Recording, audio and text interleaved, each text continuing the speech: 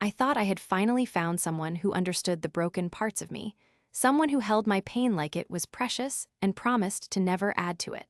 But the phone call that shattered my entire world came from a woman who had been hearing the exact same promises. The call came on a Tuesday afternoon in March, while I was folding his laundry. I remember that detail because it stayed with me, the sheer absurdity of it. I was standing in our bedroom sorting his dress shirts by color the way he liked them, and my phone rang from a number I didn't recognize. I almost didn't answer. I wish I could tell you I had some premonition, some flicker of instinct that made me pick up. But the truth is I answered, because I thought it might be the dentist confirming an appointment. Instead, it was a woman named Simone. She said, "Are you Danielle, Marcus's girlfriend?" And I said yes because I was. I had been for almost 3 years. Then she said, "I think we need to talk, because I'm his girlfriend too." I sat down on the edge of the bed, right on top of his freshly folded shirts, and I didn't move for a very long time. But I need to go back. I need to tell you how I got to that bedroom, folding that man's laundry like it was a sacred act, before I can explain what happened after that phone call cracked my life in half. I met Marcus at a friend's birthday dinner when I was 28. I had been single for about a year and a half after ending a relationship that left me pretty hollowed out. My ex before Marcus wasn't dramatic or violent. He was just absent. Emotionally checked out for the last 2 years we were together, and when he finally left, he told me I was too much. Too emotional, too needy, too intense. I carried that with me like a stone in my chest. I genuinely believed that something about the way I loved was fundamentally broken, that I asked for too much, felt too deeply, needed too hard. I told Marcus about this on our third date. I remember the exact moment because of how he reacted. We were at this little Italian place near the river, sharing a bottle of wine that was probably too expensive for a third date, but he insisted.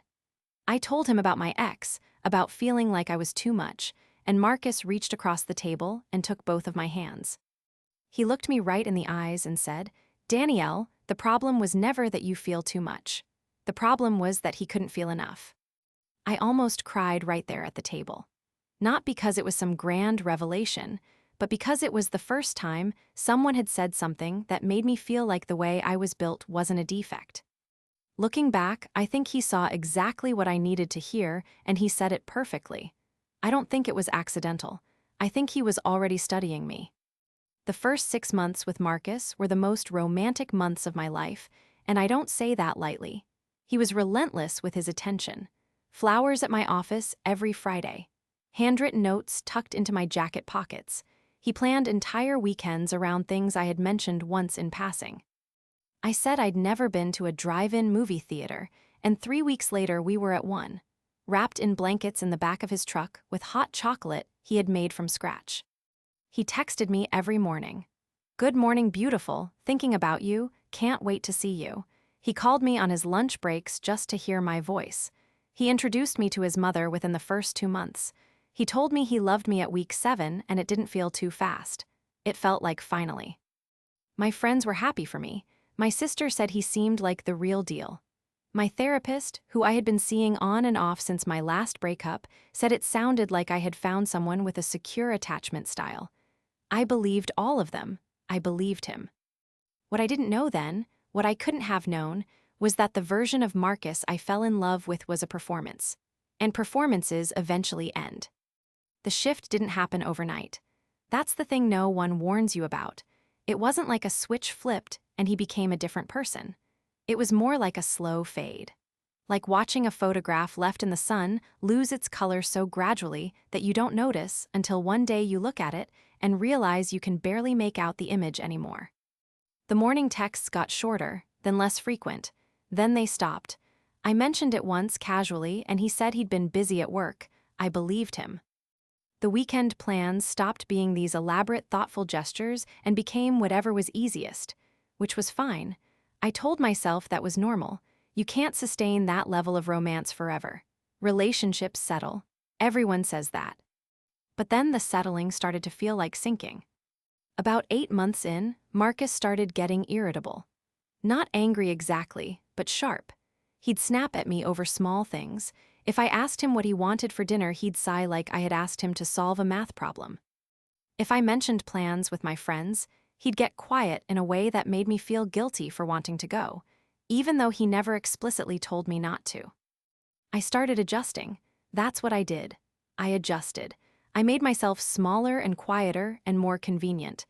I stopped suggesting restaurants because he always had an opinion about why my choices were wrong.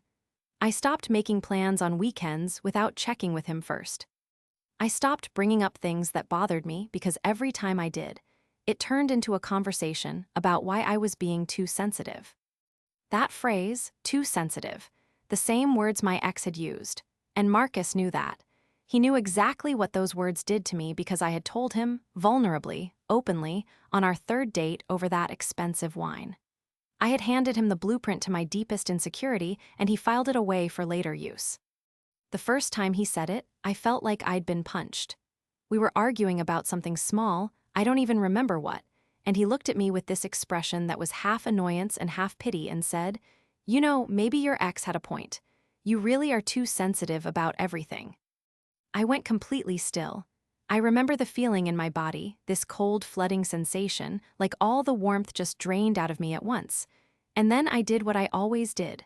I apologized. I said I was sorry for overreacting. I told him he was probably right. He softened immediately, pulled me into a hug, kissed the top of my head, said he didn't mean it like that, he was just frustrated. And I let that be enough because the alternative was admitting that the man I loved had just used my worst wound as a weapon, and I wasn't ready for that.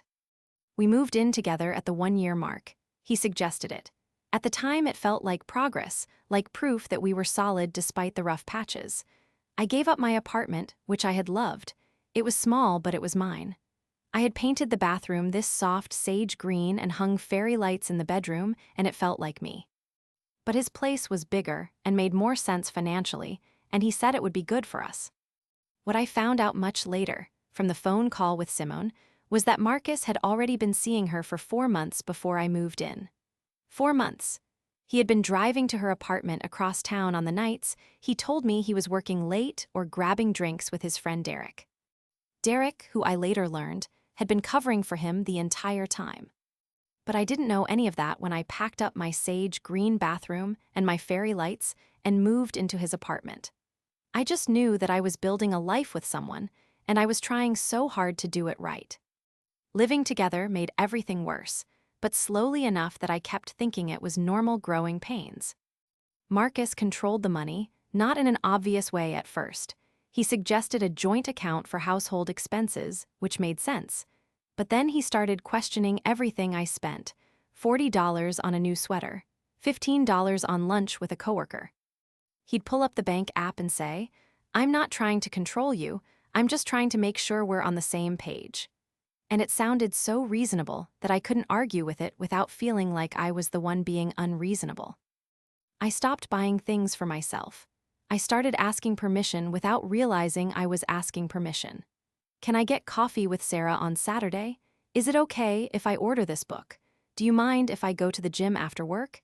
Every question was a tiny surrender, and I didn't see it because each one felt like compromise, like being a good partner. My world got smaller. My friends noticed. Sarah, who had been my closest friend since college, told me one night over the phone that she barely recognized me anymore. "You used to be the one planning everything," she said. "Road trips, dinner parties, random Tuesday night adventures. When's the last time you did something just because you wanted to?" I couldn't answer her. Not because I didn't want to, but because I genuinely could not remember. I started to disappear. That's the only way I can describe it. I stopped wearing the clothes I liked because Marcus made comments about them being too casual or too attention-seeking. I stopped listening to the music I loved because he said it was shallow. I stopped calling my sister as often because every time I got off the phone with her, he'd ask what we talked about with this edge in his voice, like he was suspicious of something. And through all of it, every time I tried to voice something that was bothering me, he'd reach into his back pocket and pull out the one thing he knew would shut me down. "There it is again," he'd say.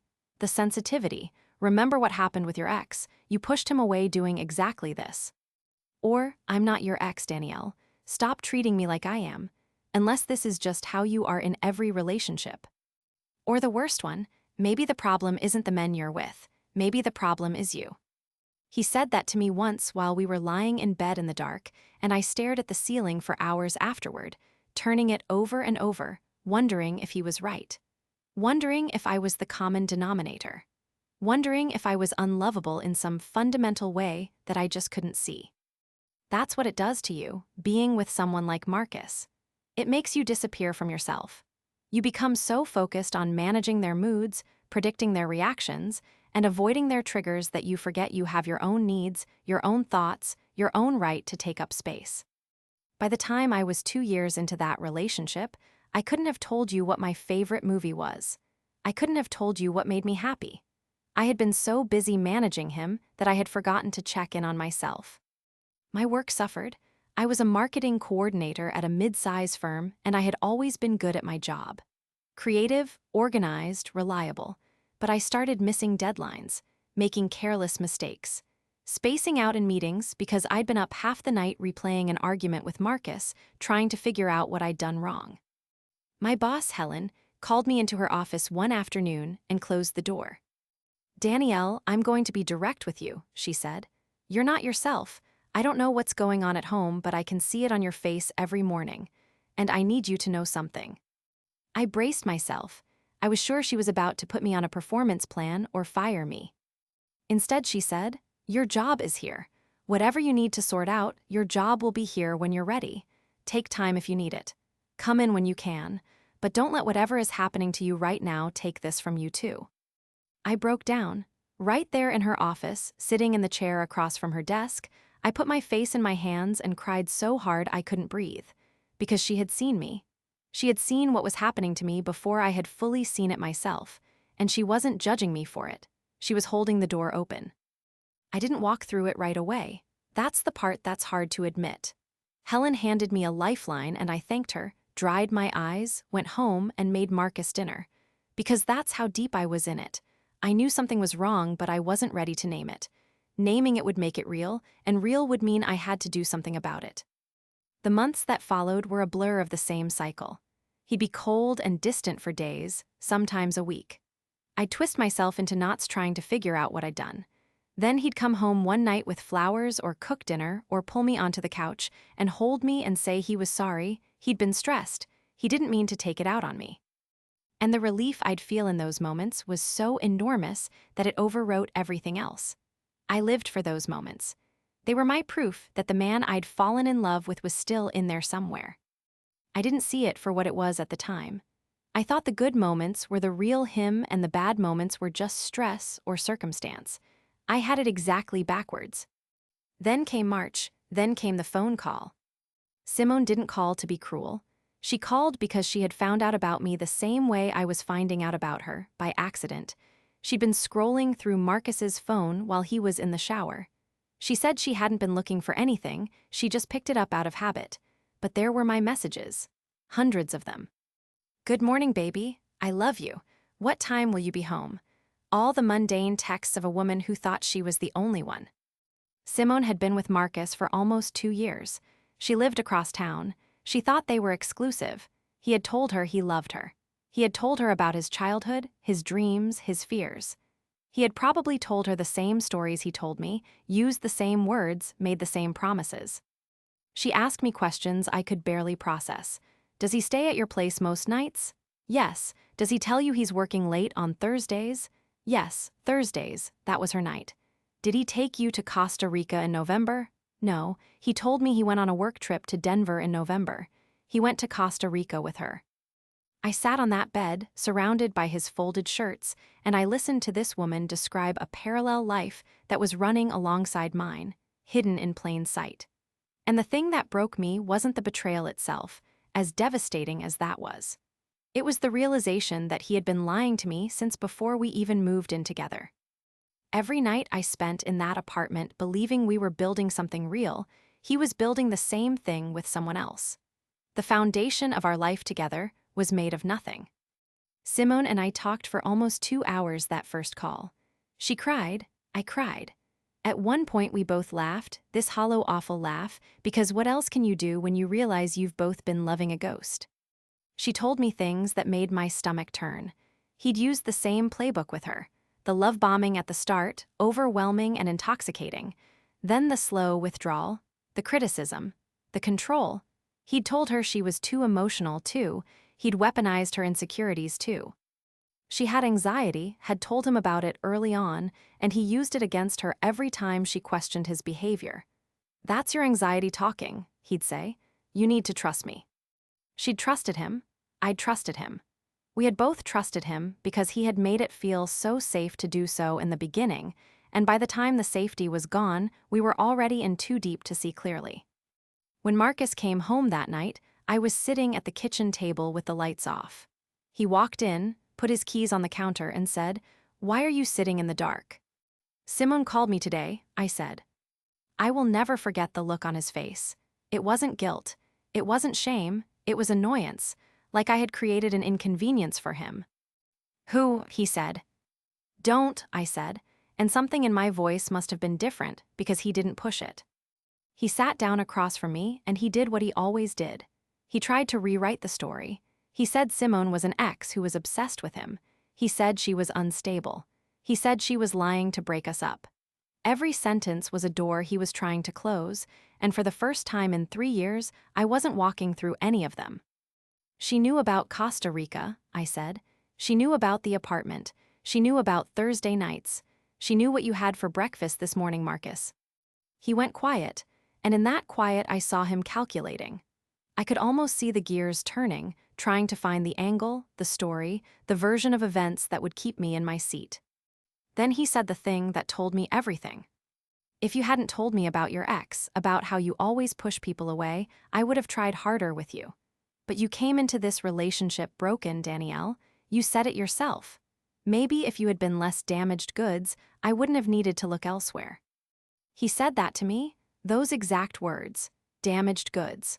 Like I was a returned item, like my pain was the reason he cheated, like the vulnerability I had offered him on that third date was evidence for his defense. I stood up from the table. My hands were shaking. My whole body was shaking, but something inside me had gone very still and very clear. It was like a fog lifting. Not all at once, but enough. Enough to see the shape of what I had been living in. I said, "I'm leaving." He laughed, actually laughed. "And going where? You gave up your apartment. You don't have savings because we put everything into this place. Where exactly are you going to go, Danielle?" He was right about the logistics. I had given up my apartment, my savings were thin, and I had isolated myself from most of the people who would have taken me in without question. He had built a cage around me so carefully that I hadn't noticed the bars until I tried to leave. But here's what he didn't account for. He didn't account for Helen. I called her that night from the bathroom with the door locked. It was almost 11. I was shaking so badly I could barely hold the phone. When she picked up, I couldn't even speak at first. I just breathed into the phone and she waited, patient and steady, until I could form words. "I need help," I said. "I need to leave and I don't know how." Helen didn't ask me a single unnecessary question. She said, "Can you get to my house tonight?" I said I could. She said, "Then come, we'll figure the rest out tomorrow." I packed a bag in 10 minutes while Marcus sat on the couch watching television like nothing had happened. Like the world hadn't just ended. When I walked past him toward the door, he looked up and said, "You'll be back by the weekend." I didn't answer him.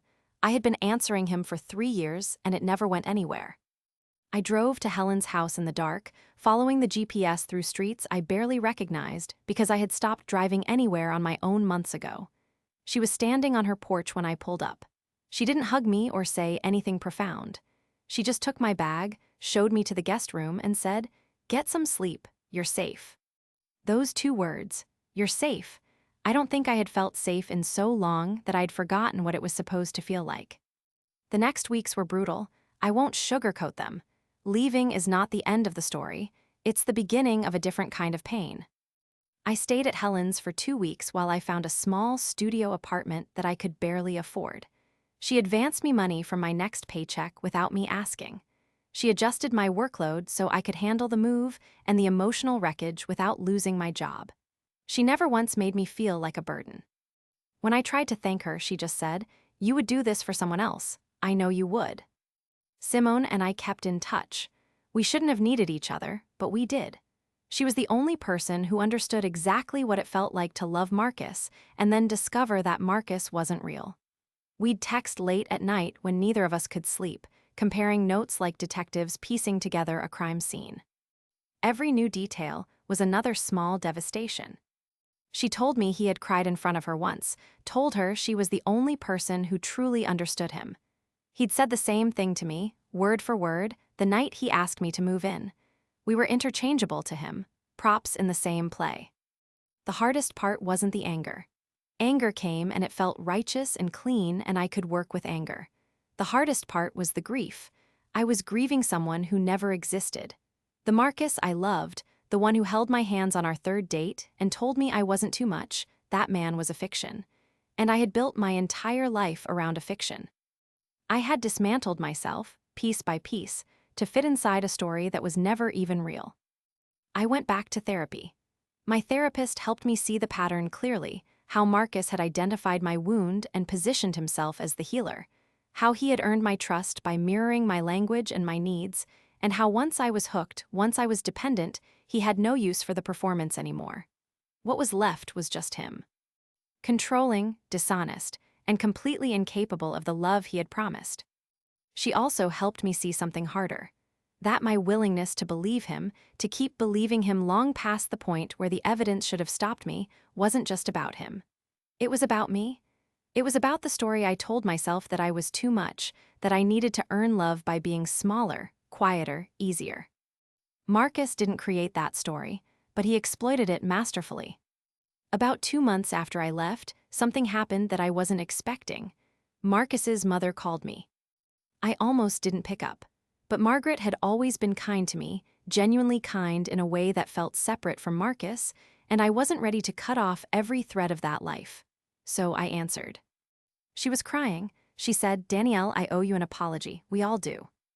Apparently Marcus's sister had found out about Simone through a mutual friend and had confronted Marcus. The whole thing had unraveled.